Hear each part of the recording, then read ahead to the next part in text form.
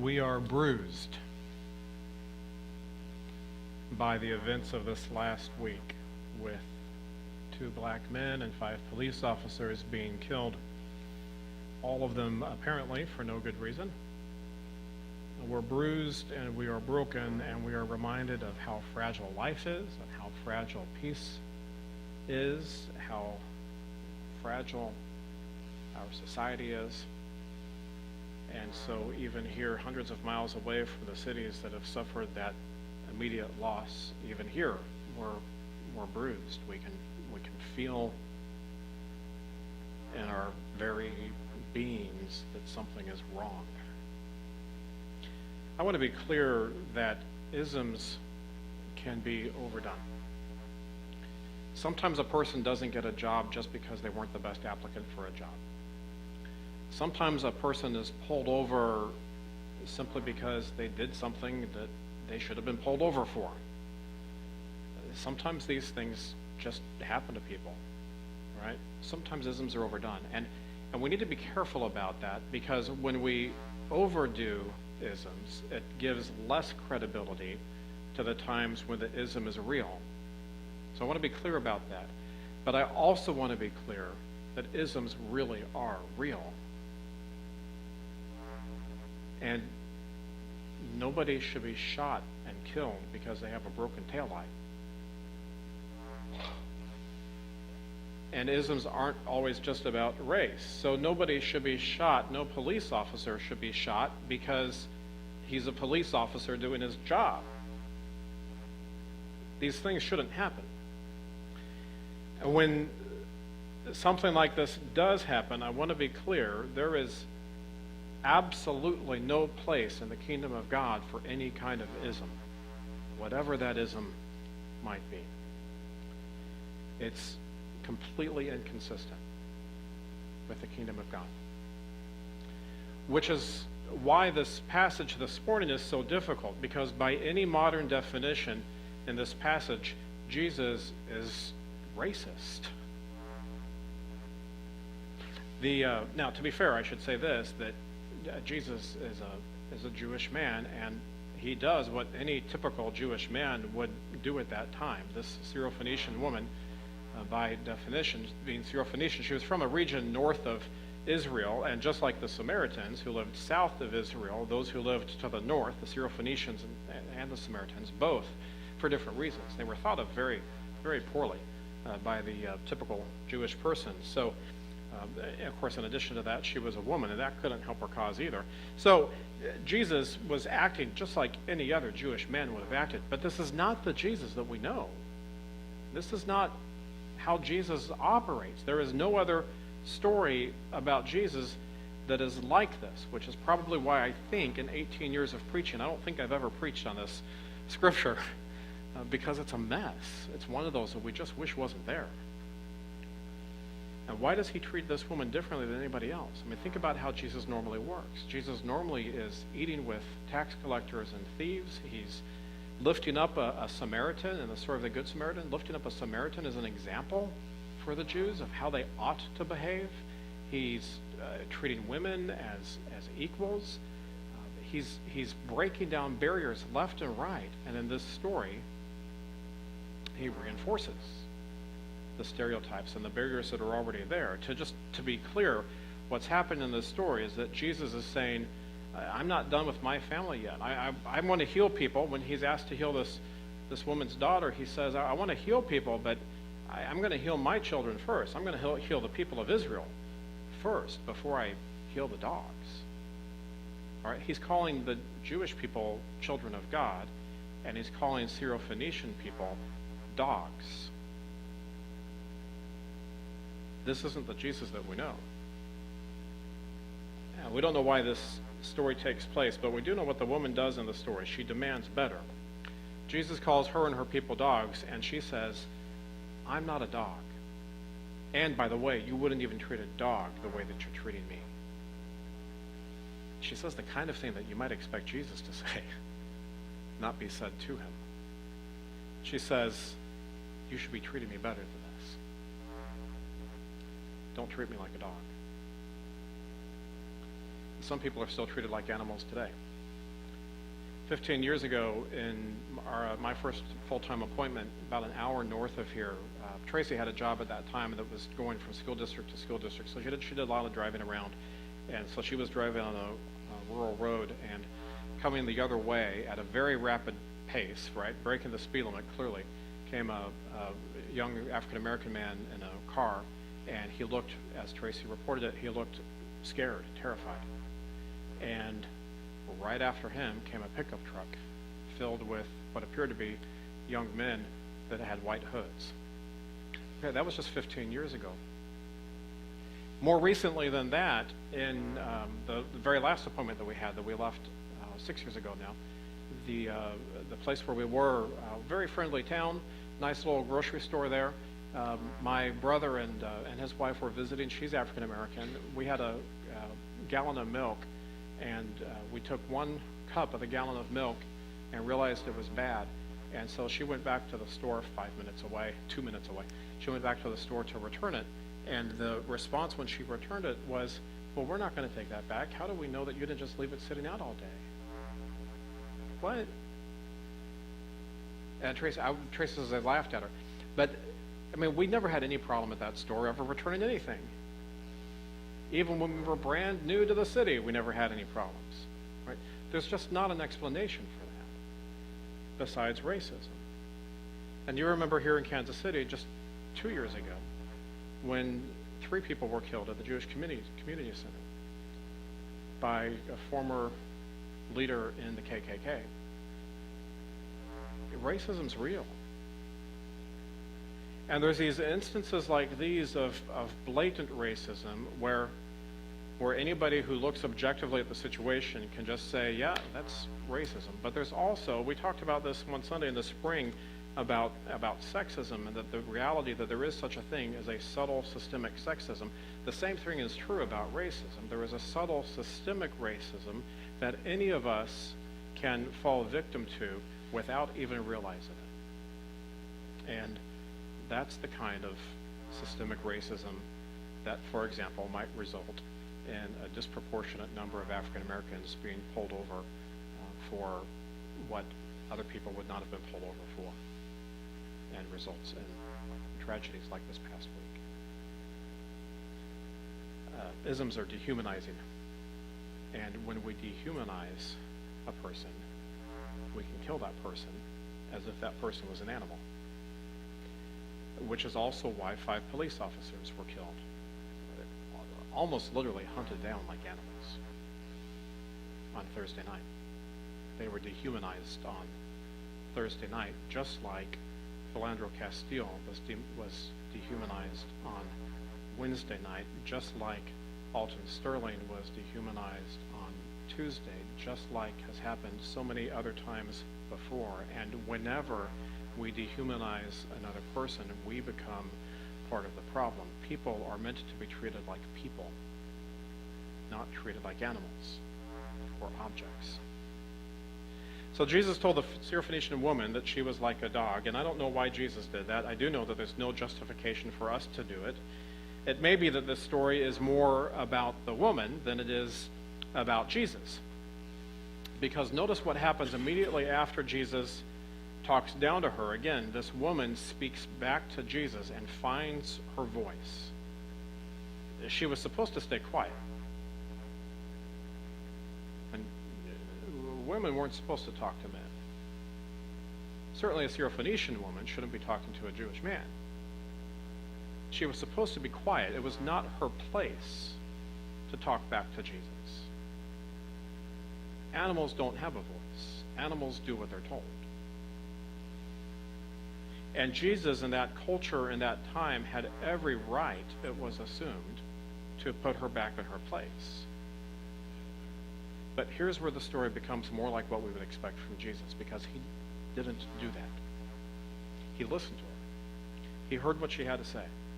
She spoke and Jesus heard. He really heard. And he really listened. And he said, you know what? You're right. I didn't treat you right. You have a good point. And so your daughter is healed, just like you asked. By listening, by truly listening, Jesus empowered this person who traditionally had no voice to actually be able to have a voice, to be heard, to be recognized. Dr. Finn Perkins says the miracle of the story is the overcoming of prejudice and boundaries that separate persons. Jesus and the woman had every reason to not be able to communicate with one another, but she spoke, and Jesus listened. That doesn't happen in this society. They were able to communicate in a way that would not normally happen. She spoke, and Jesus listened. In the 1950s and 1960s, African Americans found their voice here in America. For the 100 years before that, officially, African Americans had equal rights to whites, but that wasn't really the case. And so we, in the majority, succeeded in being able to avoid listening to voices of minorities by saying, well, we're just going to make everything separate. So we'll have our pools, and you have your pools, so we can prevent each other from socializing with the other person and having to listen to each other. We'll have our schools, and you'll have your schools, and then we don't have to listen to each other. We'll have our doctors, we'll have our bathrooms, we'll have our restaurants or our places to sit in the restaurants, our part of the bus, and you'll have your part of the bus, and you just stay where you belong, and we'll stay wherever we want to go, really. And then we don't have to listen to each other. But in the 50s, the Supreme Court said, you can't do that anymore. They forced us to listen to the voices that we had successfully silenced. And the civil rights movement began, I would argue, because we didn't like what we heard, and we still told the African American community to go back into their place. And they said, we're not going to do that anymore. You're going to hear us. And we heard. And rights were changed, and people were treated more equally, but still not totally equally. So the civil rights movement ended perhaps prematurely, because now we hear people finding their voice again, and we don't like what they're saying. We don't want to admit that there's a reality to the racism that's real in the world. That's what Black Lives Matter is really about. African Americans need to be heard. And we who are in the majority need to be willing to listen. And please hear me. Blue lives matter too. We need to listen, those of us who are not in law enforcement need to listen to the voices of those who are in law enforcement and hear what their experiences are and hear their concerns and understand that as best as we can. That's real too. And please understand me that all lives matter. All lives really do matter. But listen, when we have communities that are bruised and broken, saying all lives matter becomes a completely empty slogan when we're not really valuing all lives. It's like having a broken arm and going to the doctor's office and saying to the doctor, my arm's broken, will you help my arm? And the doctor says, well, look at the rest of your bones, they're all right. Okay, fine, but my arm's broken. The rest of my bones are fine, but will you do something about my arm? Friends, we're part of the body together. And if part of the body is broken, we're all broken. To say all lives matter and to ignore the brokenness is stupid. We have to use our common sense and just acknowledge the brokenness and do something about the brokenness before we start being happy about all the parts that aren't quite so broken. We're broken. We're bruised. Because one of us is broken and one of us is bruised. We're all broken. If we intentionally close our eyes to the brokenness, if we close our ears to the voices, we've fallen short of what God desires for us. And that, friends, is the definition of sin. This is not what we're supposed to be. We must not do that any longer. We must listen and hear our sisters and our brothers, even if we don't like all the things that we're told. And we must claim each other as sisters and brothers and stop hurting each other, because God knows there are plenty of ways in the world for us to be hurt without us hurting each other. In In the old days in Ireland, the majority of people made their living through fishing. Fishing there, I'm told, is not like fishing here. I'm told that fishing here, like in a lake, that's easy to do. When we were in Greece at Santorini, I don't think we're talking about Santorini per se the next few weeks. So here's your Santorini story about Greece. Santorini, the city is on a cliff, and so you ride a cable car up the cliff. And so we were at the bottom of the cliff. We were in line to get on the cable car to go up, and there's a little bay there, and there was two kids, I think a brother and a sister, like 8, 9 years old, something like that. They were fishing. They were, I don't know why they were catching fish. They had a dad who was nearby. It looked like that was helping them out. Maybe they were doing that to sell to the restaurant. I don't know. But anyway, the boy was catching absolutely nothing. So I really appreciated him because the girl was just like fish and fish and pull in the water, fish and pull in the water, fish.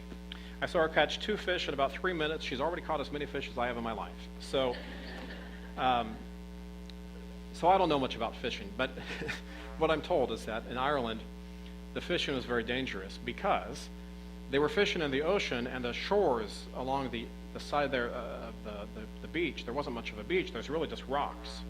And so the other piece to the fishing is that storms come up very quickly. So a small fishing boat might go out in a very peaceful day and go fishing, and then before the day's over, a big storm has come up, and it's difficult, if not impossible, to safely get back to the shore because of the rocks that they're likely to get pushed into. In addition to that, if a person falls overboard in those conditions, they're as good as dead. There's just no way for that person to get back to the shore without going through the rocks. And in a storm like that, you don't want your body going through those rocks. While the men were fishing, that's what they did. The women would make sweaters for the men, the famous Irish sweaters. This is their story. The Irish sweaters that you might find these today, they're beautifully made, beautifully crafted, very intricate designs, and those designs on the sweaters tell a story.